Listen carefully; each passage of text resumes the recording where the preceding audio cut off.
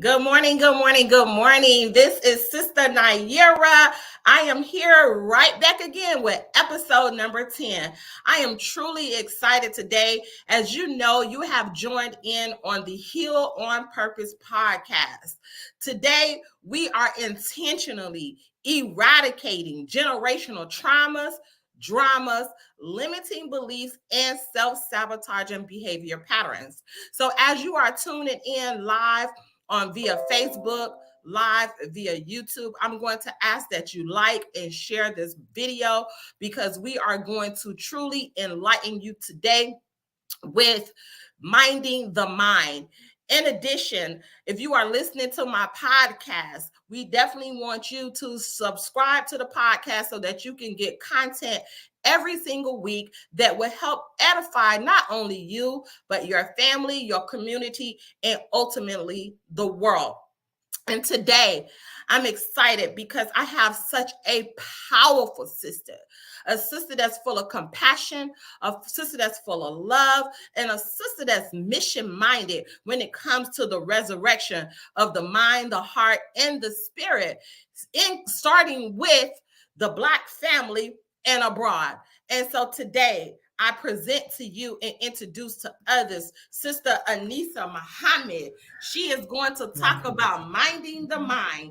And one of her quotes in this famous book, and if you don't have the book, you're gonna have to get the book now. Repair of the Black Family. Sister Annissa is an author, a best-selling author in chapter 21 of Repair of the Black Family, Minding the Mind. And one of her famous quotes is, "Surely Allah changes not the condition of a people until they change their own condition." Holy Quran, Surah 13, Ayah 11. I love that surah, that chapter, Sister Annissa. Yes, ma'am. We got to be able to change conditions. Sister Annissa Michelle Muhammad is a native of Cleveland, Ohio. Annissa Michelle Muhammad is a devoted wife, mother of one son and three daughters, and a grandmother of 5. Annissa possesses the indescribable love and passion for mental and spiritual healing, ultimately leading to physical well-being. Her mantra, healing does not occur by way of it takes work. Annissa's background is allied health nursing. Her educational achievements include 3 associate degrees in liberal arts, music, interdisciplinary studies, and psychology. She holds a bachelor's degree in human services, 2 master's degrees, one in human services, the other in public health. At 62 years old, let me change that part. At 62 years young, she is a doctoral candidate at Capella University with a focus in healthcare administration. She has 25 years of experience in domestic violence counseling, health education, disaster and survival preparedness, training, and in addition, she is the subject matter expert on the topics of chronic disease, self-management, addiction, and recovery. Listen, it's much more bio that I can say. But those are the words on the paper. But I want you to hear from this powerful sister. As you can see, she is no lightweight. She's coming as a heavyweight champion and minding the mind. Sister Annissa, please tell the people who are you, Sister Annissa? Assalamu alaikum, Sister Naira, Brother David, and audience. I thank you so much, Sister Naira, again for blessing me to be on your podcast platform. I consider it an honor and a true privilege. Your question is, who am I? Yes, who are you from your perspective? I'm just your sister. When people ask me that question, that's the only appropriate answer, in my opinion. What you read on the paper is what I have actually worked towards doing and being. My ultimate goal is to help the Honorable Minister Louis Farrakhan establish a national health system for our people. The health system that is in existence today is not benefiting anyone, not really. We pay exorbitant prices for healthcare that only wants and seeks to medicate us. They give us pacifiers and band-aids, but don't get to the root of what is actually causing whatever illnesses that we have. The majority of chronic diseases that are out there right now are actually medical diagnoses for social and behavioral problems. Mm-hmm. And we can get into that, later on in this podcast. But that's who I am. That's what I love to do. Helping women overcome the trauma associated with domestic violence, being survivors, and being a survivor myself. And I don't even like using that. Definitely don't like using the word victim. Mm-hmm. It sets a mindset. Mm-hmm. While I survived it with some level of sanity, I would prefer to have myself be, if I had to categorize it, I'm a conqueror. Come on, wait. You say you're a what? I am a conqueror. It took a lot. It takes a lot for people to overcome generational trauma. Mm-hmm. So we have to look at ourselves and we have to be honest with ourselves. And that's why I titled my chapter, Mining the Mind. I had to take a deeper look at myself to find out, girl, what did you contribute? How did you contribute to all of this stuff that's going on in your life? All too often we look external instead of internal. And that's internally, powerful. I say that's powerful, and yes, I know you got so much to say, and we gonna dig and we gonna dig deep into that. And that was just such a powerful introduction, to be able to see where you look at me. It's what it signifies to me is how I got over. Yes. What I had to go through to get through and to arrive where I'm at now. And so many of us as a people, and in particular, the Black woman, right? It's not, our traumas and dramas is not limited to just us as a people. But when you look at what we've had to suffer through and what we've had to go through and to arrive where we are today, and we still making it. Come on now, somebody say this. If you are in a position in your life right now, I want you to put this in the comment section. I want you to say it as a mantra to yourself, and we still making it. Right, yes, Sister Annissa. Oh, yes, ma'am. I want you, Sister Annissa. I mean, you have achieved a lot, in your 62 years of young, your 62 years of being in your young age, right? Where were you at what point in your life where you knew that something had to change? Like, what was that thing that you was going through? And even though you was in the midst of it, it was something in your mind that will even get you to this day to say, mining the mind. What was you going through?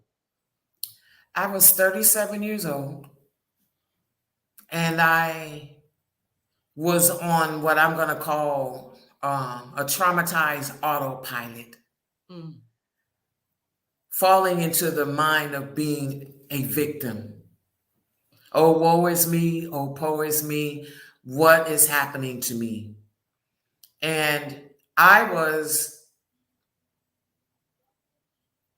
involved. I had a serious drug problem. I was in a very abusive relationship.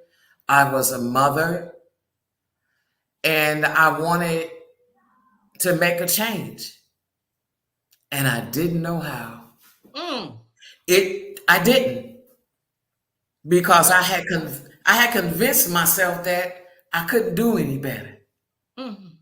So when you have that mindset, that defeatist mindset, and you fall head first into the abyss of hell with your thoughts, you stay stuck there and you continue to spiral downward because of how you have painted that poor image of yourself. So that's where I was. That's what I was going through. And in some instances, I was even homeless off and on. And when I say homeless, I mean, I literally didn't have it. I was sleeping at bus depots, bus stops, what do you call it? The beach, with a child. because of my addiction. Mm. Look, that's how I know that Allah had his hand on me then, because my son was never in danger. We were always protected. And my son was never taken from me. By the grace of God. Only by his grace. By his grace. Sister Annissa, you said something so key, and it's really touching to my heart. Because you really don't look like and you don't sound like what you've been through. But you said you was in the abyss of hell. Now, Yes, ma'am. I came up in the church, right? You know, I'm a Mm-hmm. little church girl, and I accepted Islam, and Islam is my way of life. I stand 10 toes down and 10 fingers up with that, right? But when I used to hear about hell coming up in the church, and I come from a good church, right? I always thought that was something under the ground with the little devil, you know, with the little pitchfork, right?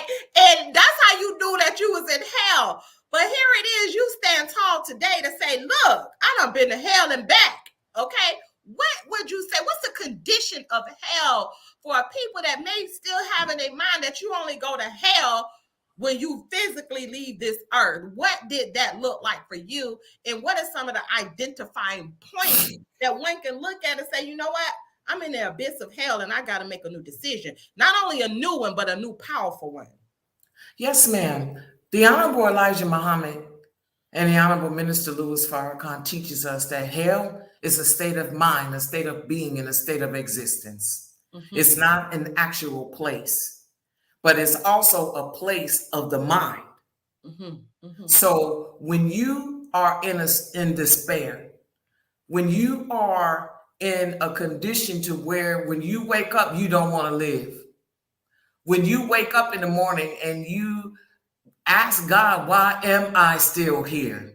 I don't want to be here. Not if I can see God did not create us to live in squalor. He created us as reflections of him. And so hell looked like to me the way I was living. Dirty. People looking down on us. Because we had no place to stay. We had no place to live. We had some place to groom ourselves, but I had nothing that I can call my own. And even when you start coming up out of that, because see, telling a lie, I did not want to continue. I'm sorry. To live like that. He heard me, but he said, baby, I'm not going to take your soul from you tonight. You got work to do. And I didn't realize that until years later why he spared my life. So when people ask, what does hell look like?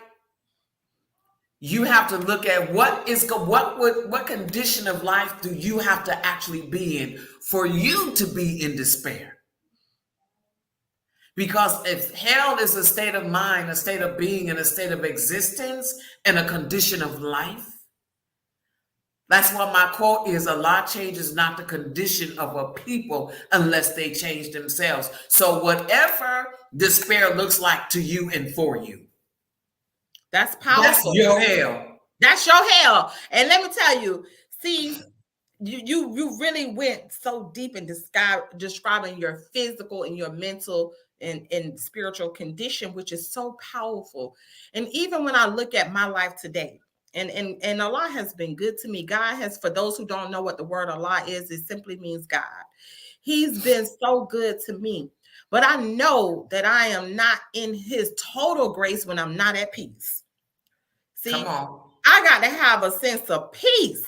And when I'm at peace, that's when I know that no matter what's going on in my life, no matter what's going on around me, no matter who got the traumas and dramas, if my peace is disturbed, then I have to look, am I in his grace?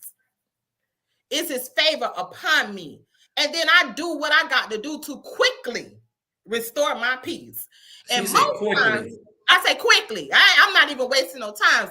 And most times I find out two things that help me to get back to that state of bliss for me. Y'all, I want y'all to listen to this and see if it resonates with you. One, repentance. Yes. I start repenting, asking for forgiveness of things I don't even know that I might need forgiveness of. I repent. And two, show more gratitude. Mm-hmm. See, the more I say thank you, and not just to the God, but show gratitude to his people, be found in service to people, he immediately restores my peace. There's times, Sister Annissa, and we're going to talk about the healthcare field because I know that you are deep into health, right? Yes, ma'am. There is times, and I'm saying this because I want somebody to know somebody is in a condition right now. They just don't know how they're going to make it. You understand? But there's time physically because my body has been diagnosed with fibromyalgia. My body, not me, right? But there's times where my body physically I can't like get out the bed. But when I start communicating with my God, he just pours an extra triple dose of not only his spirit, but his healing grace upon me. And I could just get up. Yes, and ma'am. So I say that to say this, that when we're suffering, it takes divine connection to be able to change that condition. So thank you for reminding me that a lot don't change the condition until we change the condition. And so, Annissa, you have a passion for healing, a passion for health. What got you to the point where you wanted to put that passion into a chapter that's called Mining the Mind? What happened? The catalyst for my passion evolved over time. I started as a nursing assistant working in convalescent homes. And that's when I started to see that everything is not black and white. Everything is not us and them. And to see my elders being abandoned, put in a nursing home. Some of those patients' families lived overseas and they never visited them. And to see them suffering and being sick from things that I later on learned by watching them and studying that was actually caused when they were young. Something that they were doing, using, eating, or something.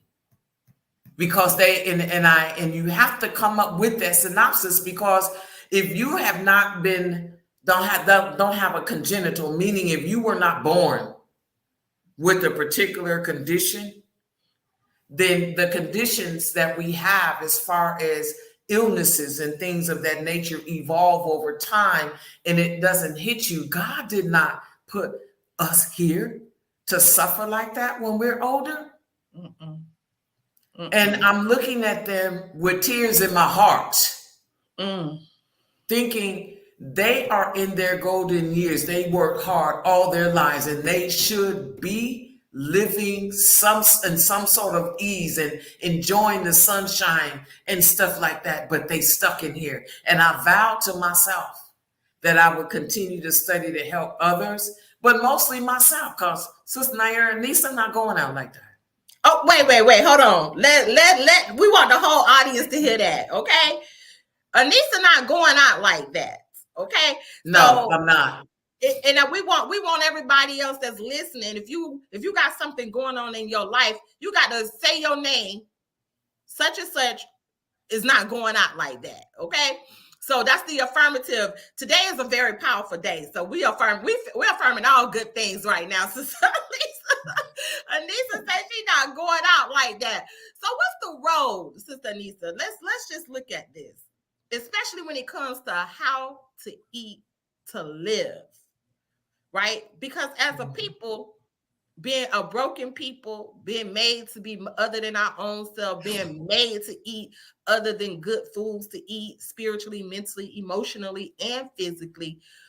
What is the keys to success as it relates to how to eat to live and how necessary that is in 2022, August of 2022? How necessary? Give us from a ground zero, like I know nothing about how to eat to live, to bringing us up to modern times in this moment. Well, the Honorable Elijah Muhammad summed it up exquisitely in How to Eat to Live books 1 and 2. And even as Muslims, we are suffering from ailments that we didn't used to suffer from. The best way that I can sum it up is like this. To eat means to consume. So if eat means to consume, it doesn't necessarily mean that you have to continue to eat just regular food like vegetables and fruit. You have to be exquisitely precise in what it is that you're consuming, mind, body, and spirit. You have to continue to study how your body works. A lot of us are sick because we can't connect the dots between what the messenger taught and how deviating from what he taught can set up sickness in the body. Since I was just recently hospitalized for 6 days at the end of May and the first week of June, it was a horrific experience for me because I had to put more focus on fighting for my very life. Was it because of what I was hospitalized for? No. It was because health professionals don't listen to people. And they misguide you and have you going over here when you need to be right here. Mm-hmm. I had to literally threaten the life of a doctor who was trying to give me an antibiotic that I kept telling him I was allergic to, and he wouldn't listen.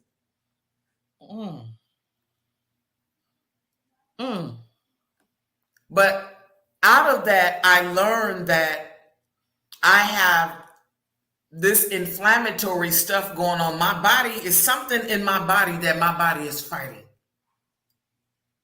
So I have to slough it off. I have to study the lymphatic system even more so than I ever have so that I can overcome this. We can't help ourselves if we don't know what's wrong. You have people out there taking vitamins and minerals and they don't know whether or not that's really what's wrong with them. You don't, because every vitamin has a corresponding mineral. So if you're taking, say, vitamin A, for example, if you're not taking zinc and eating to live, eating the proper foods, then the vitamin is not going to be absorbed in the body properly and used. Mm-hmm. And the same thing goes for calcium. Calcium is a mineral. Vitamin D, vitamin D3 goes with that. We have to stop depending upon synthetic products.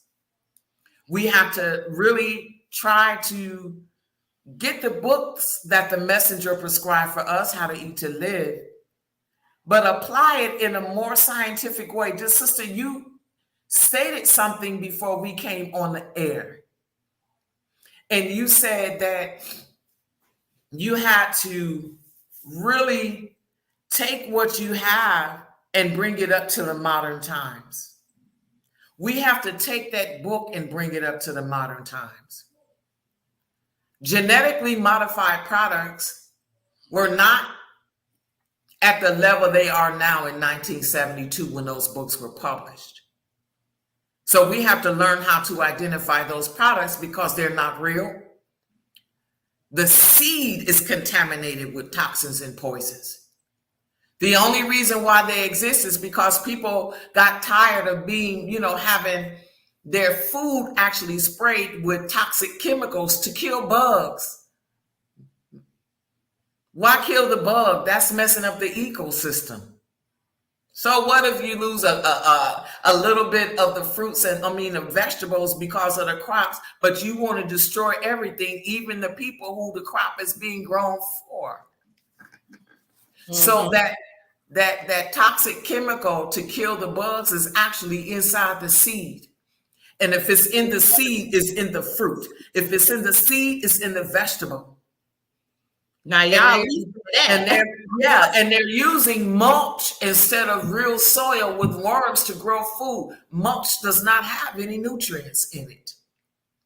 And Sister Naira, they're even introducing the concept of all this plant-based meat, all this that stuff is toxic to the body because it's not real. They're printing food now, dear sister, with a 3D printer. They're using chemicals and powders that will, in the end, mimic what chocolate tastes like, mimic what papaya and other things taste like. And they mixing these things up in a lab, then they pouring it in a machine, and then they can whip out something that actually looks like a Hershey bar, but not. This is dangerous.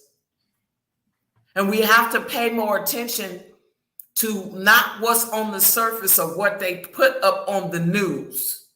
Because they're putting up on the news what they're paid to put up.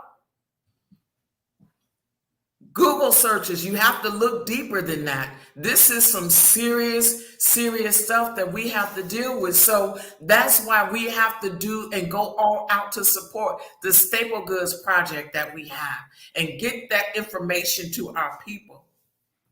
Because famine is on the way. And they are 3D printing food. So the thing is that if we want to be soldiers in the army of Allah, then we're going to have to make sure that our bodies are healthy enough to fight back. You have to fight so many different forces. You got to fight those 12 different opposing forces going on in your mind and put them to rest. If it's not of God, then you tell your mind, if you're not of God, then you got to go.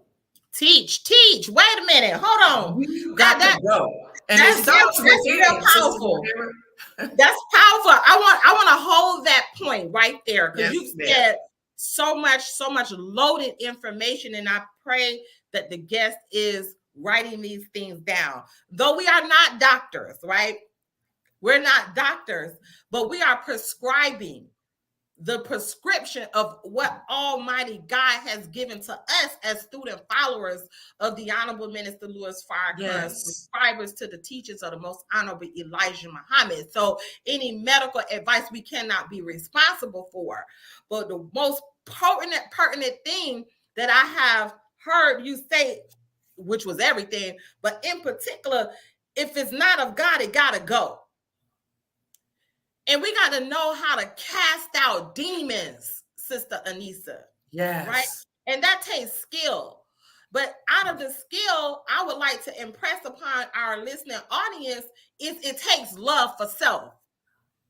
And many of us don't have that love for self. We say we love ourselves. It can be very superficial according to what is that definition of love for self or what others have exhibited and we've taken it on. But this type of love for self, and we suffer from self-hatred. But this type of love for self, Sister Annissa, got to be the love for self the way God himself identifies love for self. Yes, which ma'am. is do for self, according to the Most Honorable Elijah Muhammad, or suffer the consequences. And we are responsible for sounding off that truth to our people and beyond, to humanity. Right? But we have to be examples of that. So we have to preach what we practice. Is that correct, Sister Annissa? Yes, ma'am. Not just practice what you preach. Somebody write this down, okay? And think about it like this. I gotta preach. Excuse me. What did I just say? Practice. You gotta preach what I practice. You gotta preach what I practice. So I practice self-care, self-nourishing, and doing all that I could do to sustain this gift called life. And one of the most important things, Sister Annissa, that you said that I have to constantly do, and that's casting out them demons, not just in myself. I gotta help other people cast out demons. You want to know why? Because not only do my healing affects me, but it affects everybody around me. Sister Annissa, we're living in a time where we got to hold other people accountable. We do. We have to hold other people accountable because their demons can infect and affect us. Yes, and ma'am. So if we want heaven on earth, Sister Annissa, and minding out the mind, what are some of the ways that you feel that we got to be able to cast them demons out of our, not just our mind, but our heart?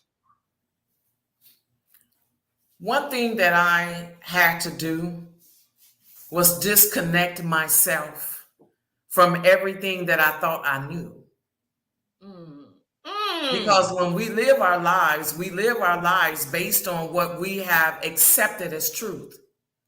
And what we have accepted as truth may not necessarily be truth. Not 100% pure, unadulterated truth as brought to us and given to us by God in whatever shape, form, or fashion, whether you call him Allah, Jesus, Kesekoato, or grandfather, Yahweh or Jehovah, it doesn't matter. Because his truth is truth. It is the interpretation of man that has caused spiritual problems for the people. I have to take responsibility. Say it to yourself. I got to take responsibility for my own stuff. We have to remember that God wants ease for us. He wants peace for us. He wants us to have money, good homes, friendship, and all walks of life and luxury. That's how he lives. And he wants us to live the same way.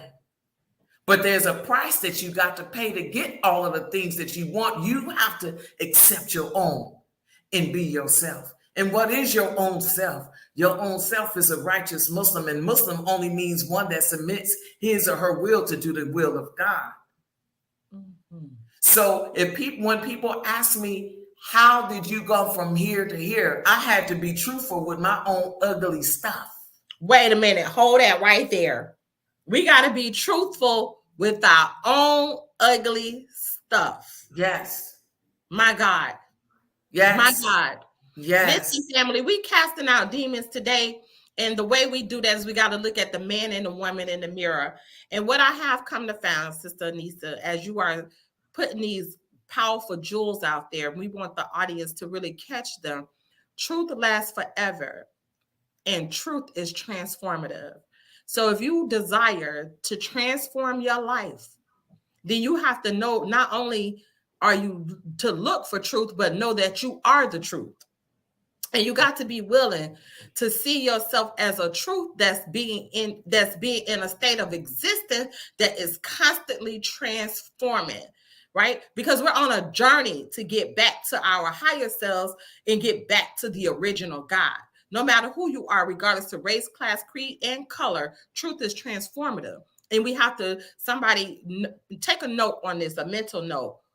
We have to know that no matter what, regardless to whom or what, the power is within me to heal on purpose. Yes. It's within me. And that's what this whole talk is about. It's a group of people, an audience of people that intentionally are looking for answers from within and from without. And so today, as you are such a guest that's helping to facilitate that, healing on purpose, we're living in a society in this day and time where people are under stress, a tremendous amount of stress. And not just stress, Sister Annissa, but fear. Okay? We got COVID, pandemic and epidemics, right? And now they're coming out with this monkeypox. And I'm watching or feeling the atmosphere, right, of those who talk about it or, are getting wind of this monkeypox. What do we do from your perspective in the field that you work in the healthcare field, to prepare and not panic, to eradicate the fear of these different, what I say is divine calamities that's coming from God himself. And I do get that from my teacher, the Honorable Minister Louis Farrakhan, when he said that this COVID was a pestilence from heaven. So what do we do to prepare and not panic?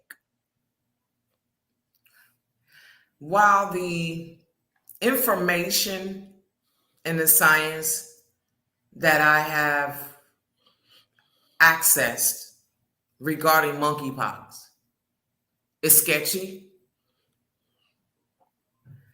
I have a question to just put out there in the audience. How can you prepare for something that you really can't see? Okay. You can't actually, viruses and bacteria are microscopic and they cannot be seen with the naked eye without the aid of a microscope. So what I would recommend, and please, if I may be so bold as to put a disclaimer out on behalf of Sisters for Life, Sister Annissa Muhammad and Naira Muhammad in Repair the Black Family. This, what I'm saying to you throughout this broadcast, is for informational purposes only. And it is not carte blanche for you to deviate from the instructions and advice that have been given to you by your primary care provider. Sisters for Life, Annissa Muhammad, Naira Muhammad, David Johnson Muhammad, and Repair of the Black Family is not responsible for your conscious decision to deviate from your provider's advice. Whether that sickness is real or imagined, we are not responsible. With that being said, I'm going to continue. Let's keep it real because we're healing on purpose. Yes, ma'am. The only thing that I can suggest is because they're talking about this monkeypox virus is being spread kind of by touch or being in close proximity to somebody. Enter into thy chamber and shut the door until thine indignation has passed. That's from Isaiah, the book of Isaiah in the Bible. Keep wearing your gloves, but make sure that you have a high quality glove to put on your hands, because we're going into 3 years of COVID plus the monkeypox, and we're trying to make sure that our hands don't touch anything. Be mindful when you go to the grocery store. Be mindful when you open the doors to places, when you have the grocery carts and different things like that. I know y'all want to go outside and play, but why not make your place, your home, your dwelling space a wonderful and peaceful place? Everybody wants to go to concerts. They want to do this. They want to do that. You getting the vaccine, you're doing this, and you're making yourself more vulnerable because we still have not been practicing how to eat to live. We still think that because someone told us that it's okay for us to go outside and play now, you're letting your guard down. You don't know who, if it's not a family member or whatever, you don't know who that is sitting in front of you, behind you, to your left or to your right. And if it can be transmitted by way of droplets, we still have to be careful. Wear your mask, wear your gloves. Stay away from places where there are tons of people, because these calamities are not over. I said just a little while ago that you have to be strong in the army of Allah and this army of the faithful, and you cannot do that when you're sick. There's not enough evidence out there for any public health entity to tell us what to do and how to best guide us against monkeypox, other than what's already out there. And what's already out there is what I just stated. That's all they have. And that's all that I am legally responsible for reporting, until I have something that makes more sense Because when you're dealing with medical science and when you're talking about biochemicals and when you're talking about microbiology, chemistry, body systems, you have to examine all 11 systems and how whatever this illness, virus, or whatever, how it affects each one of those systems. Just like COVID. Beautiful. Well, we have just keep doing what you've been doing during COVID. Beautiful. And I really hope and pray that the public and even if there's a ring of truth, they're positioning this particular illness and making it about the LGBTQ community. And I don't like that, because God is an equal opportunity God. He's an equal opportunity destroyer. Okay, now wait. You can't just throw that out there and leave it. God is an equal opportunity God, and he's an equal opportunity destroyer. Okay. Yes, ma'am. I just needed to make sure I duplicated that. You know, he exalts and he abases. Okay. So for them to put it out there, alluding to the fact that men having sex with men, women having sex with women, and all of this, that, and the other, they're putting it out there in the minds of some people that they're the cause of this monkeypox epidemic. And that's wrong. They should not do that.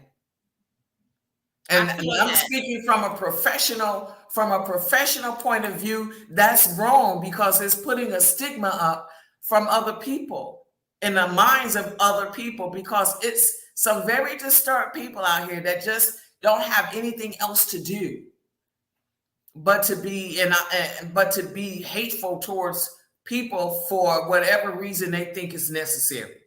And as a medical professional, as a social scientist, as a medical scientist, that's just wrong. You give the information about who it's affecting. And the thing is that just like with COVID in the beginning, the magnitude of how these things are impacting us is not equal to the magnitude of how they're portraying it in the public and what you're looking at as far as the cases are concerned. Wow. So, Sister, it's like, I don't mean to interrupt, but I want to bring my point home. Okay, go ahead. Like in the beginning of COVID, all they put out there was you have all these people dying, but they never told the people that 98% of the folks that had COVID recovered. The fatality rate was a little bit greater in the beginning at 1.9% of the population in this country were fatally, it was a fatality involved, 1.9%. And then you got 98% of the people that contracted COVID survived. But if you listen to the news media that's on television and the reports from all of the public health entities there in this country, they painted the picture like, oh my God, you have all of these people that are dying, but they never talked about who survived. Absolutely. And it's not that those deaths I'm not minimalizing them, because the death of one person is very tragic. But if you're going to report something to the people that's going to benefit them, then damn it, tell the truth. Absolutely. And this where it comes back. Thank you, Sister Annissa. I feel you, girl. That's your passion and that's your power, right? And so we have to, be fortified spiritually, mentally, emotionally, and physically to survive the calamities that's coming down. And this is why this topic is so important, of mining the mind. And I bring it back to this as it relates to healing on purpose, especially as women. Food is our medicine, and we are the medicine women. We are the ones that has to be in that kitchen and really not just in the kitchen, getting the information that's going to help us to survive, right? Spiritually, mentally, the mind, right? emotionally and physically. And Sister Annissa, I know that we can go on and on and on, right? But I have to get ready to wrap this up. And so you wrote your chapter in the book. Who is the intended audience for this book, for your chapter in the book? My intended audience,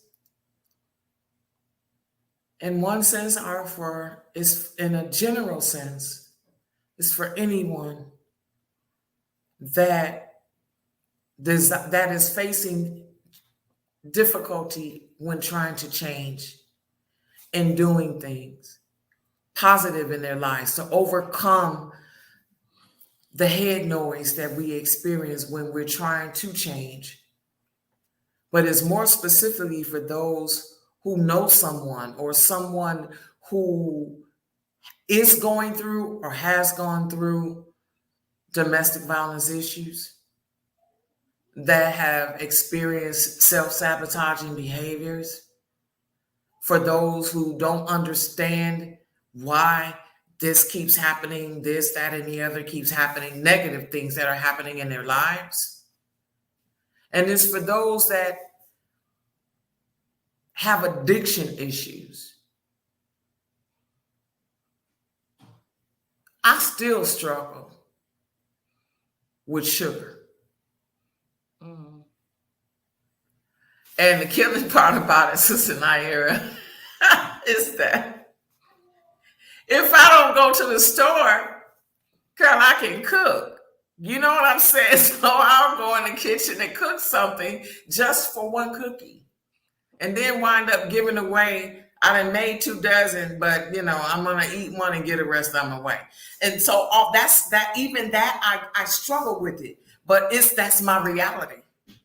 And I wrote what I wrote in my book to let people know that you're not alone. Mm-hmm. It helped me to understand that I was not alone when I was in the process of coming out of it.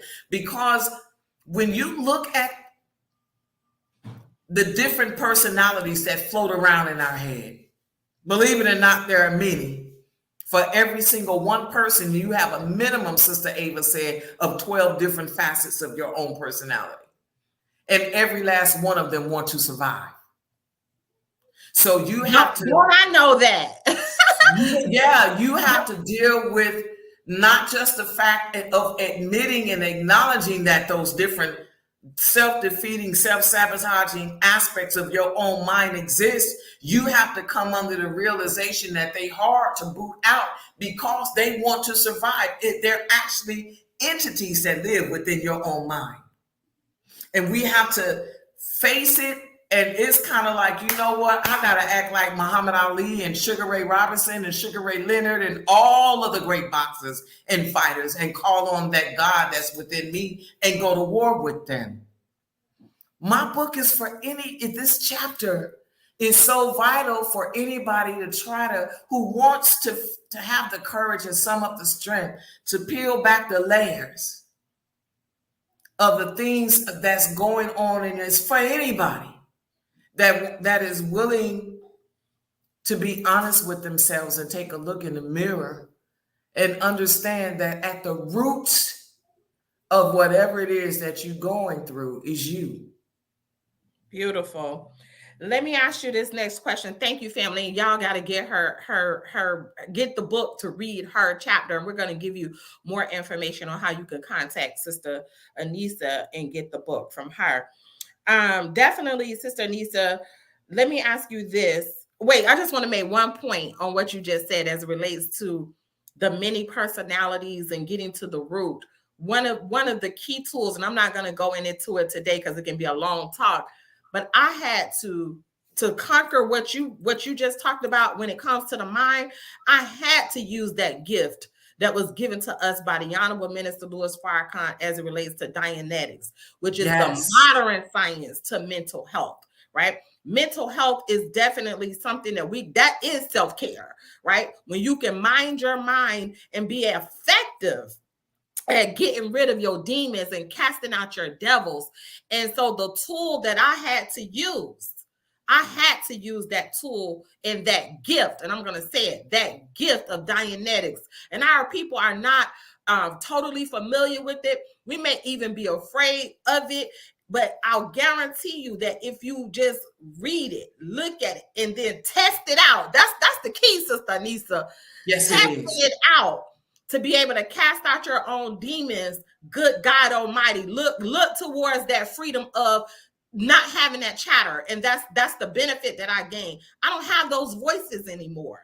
I don't have that clutter anymore. I'm at peace with myself because that other mind with those many personalities, which is known as the reactive mind, have been eradicated. So when we talk about eradicating generational traumas, dramas, limiting beliefs, and self-sabotaging behavior pattern, one of the solutions is using that tool and gift called Dianetics. So I didn't want to leave without stating that.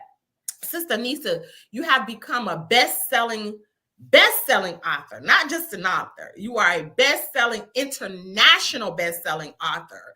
What did you learn about yourself in this journey as an author? That it's okay to tell my story now. Mm-hmm. Because what I wrote in my chapter were the first two that I was able to actually get audited on. Mm-hmm. So those demons are cast out by way of what you just said, Dianetics. I'm so grateful to have had that gift in my life. Being a best-selling author has humbled me because being able to reach the people and serve them in this capacity is a gift from Allah. Not saying that I'm the gift. What I went through and came out of because of the God is the gift. Mm-hmm. And if I am able to share what I went through, because I know that I was not the only one prior to me writing it, and I won't be the only one after writing it. If me sharing my story can help somebody get through what they're going through, all praises be to Allah. And that's the way that I look at that. And meeting through the book. Because with an exception of you and Brother David and Sister Charlene and Brother Risa, and I know them because we belong we're in the same city. Sister June, we're in the same city, go to, attend the same mosques and everything. I've never met them, but I'm connected to them in a spiritual way because of what they wrote in that book. Them sharing their stories is them sharing a piece of themselves. And that's what makes me know them. And that's what I want from the people reading my chapter. I want you to know me so that you will see that if she did it, I can too. How I got over. That is what it's going to take. Yes, then all praises be to Allah, because this is what I wrote is not a national problem. It's an international problem. Okay. That part. Yes, ma'am. It is. Yes, ma'am.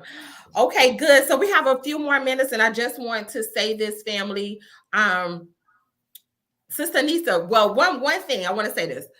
There's an untold story in everybody, right? And one of the most powerful things that you have said as it relates to this part of our segment, because you've just said so much, right, is to be able to tell your story. And if I can encourage anyone and everyone that's listening to this podcast today, there's an untold story that you got to be willing and able to tell to save a life. We are saviors. And your story will save a life. My mentor, one of my mentors, Queen of Four, says this: there's a book in you. And today I'm going to say, write your book, write your story. And if you want to write a book, you want to tell your story, I have an excellent person that has helped us, these 33 powerful authors, in the repair the Black family, okay, which is more than a book. It is a mission. Help us write a book. And that is Jessica T. Moore. I am so happy and just thankful that God brought that sister in my life. And I definitely want to continue to help her promote her helping people to get their stories out there. So Sister Annissa, we have 5 minutes. Well, 2 minutes for you and 3 minutes for me. Give us closing remarks, 3 tips that you would like this listening audience to walk away with as tips of success on mining the mind. Number 1, get the book. Okay. Get the book so you can have something tangible to touch that you can clutch to your bosom and say, I can read this. There's something in it that's healing for me. Number 2, be honest with yourself. Mm-hmm. Be honest with your truth. Mm-hmm. We all actually know what our weaknesses are, our shortcomings are, but we don't want to face them. If you're hurting, if you have false data deposited in you, downloaded in you, if you know that you have or can recognize some self-sabotaging ways, and if the same thing keeps happening to you over and over and over again, that's a sign that you need to mind the mind, because it's not what's external, it's what's internal. And please remember, you can move from person to person, from city to city, country to country, but no matter where you go, you take you with you. And that means that you're only going to run into the same thing, just in a different place. Water seeks its own level.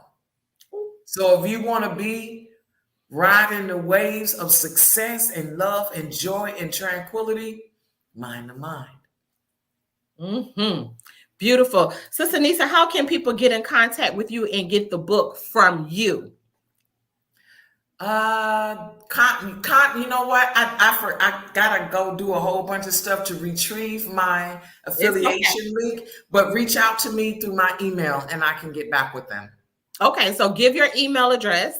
It's running across the screen right now. Sisters for Life Health Equity @gmail.com. That's my nonprofit, Sisters for Life Health Equity Group, Inc. And the goal is to approach health from a more progressive standpoint. Absolutely. To prevent the onset of chronic diseases for women with children and their entire families. Too many of our babies have chronic illnesses and they're not even adults yet. That's no, ma'am. That's no, ma'am. Absolutely. So family, if you're listening to this broadcast, we're going to ask that you support Sister Annissa and get the book from her. You can follow her on Facebook as well. Facebook, you have to tell them the Facebook and also Instagram. We have 2 minutes. So if you can give them your information, we do have the email address, and give them the Facebook, because it's not just live. It's going to be uploaded to the podcast. Okay. Facebook, Instagram, and if you have a website, let's get that. And then I'm going to make the last few announcements. Okay, I just put my IG up there. It's Mickey Ray, MIKKIRAY 60. And as far as my Facebook, just Annissa Muhammad, and you'll see my face with a little blue cap on, with a big old Kool-Aid smile on my face, because I was happy when I took that picture. Yes, ma'am. Knowing yourself. You know yourself. And this is one sister. Walaikum salam, beautiful Rachel. I see you. This is a sister that is very powerful. And we hope that you are able to not just ingest what she said today, but to digest it. And Sister Annissa, I just want to thank you for just blessing my life. There would not be a Repair of the Black Family anthology without your portion, your story of mining the mind. You are one of the 33 powerful authors with 99 suggested solutions, not only to repair the Black family, but to repair humanity. This is a world assignment. And we thank God for our teacher and leader, the Honorable Minister Louis Farrakhan, for his inspiration, his sacrifice, and just putting a word in my ear, a word in my mind, a word in my heart that will have me to be mission-minded, to stand up and take this torch into every what they say, crank and noonie, or noonie and crank, to every nook and cranny around the world, because that's my intention, to help repair the Black family. Hey, we healing on purpose. And with that being said, we're going to ask that you get the book. It's up on the screen, Repair the Black Family Anthology. It's selling like hotcakes, okay? In addition, we do have, we have our new merchandise, okay?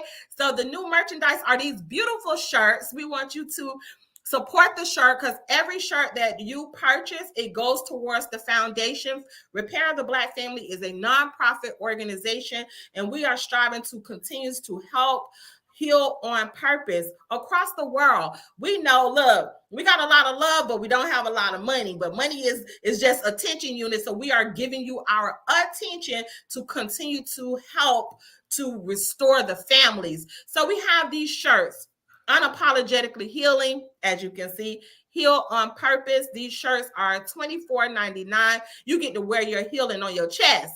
Okay, let me say that one more time.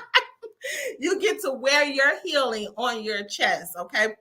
So we ask that you support and get the shirts. And last but not least, okay, we are going to Egypt. We have on September 18th through the 24th, we are going to connect with the motherland. We have 7 more spots left, family, to go to Egypt, and we are going to specialize in getting new results in your life, right? Putting yourself in an uncomfortable position to discover who you are and whose you are on the next level. This ignition retreat is unleashing your passion, your power, and your purpose, okay? And I gotta say this, you will never be the same again. It is an adventure, and you will not return the same. So for more information, please contact Sister Naira in the Repair the Black Family. You can text the word Egypt to 727-623-5555, and visit our website and send us an email. All right, so that's all that I have today. It has been absolutely amazing to be here with my guest today, and we thank you all so much for listening. And I will tell you this, that the race is not to the swift, nor to the strong, but those who can endure to the end. No matter what you got going on in your life, just know if you can endure, you're going to make it through. Be successful, because success leaves clues. We love you. Thank you for listening. Peace.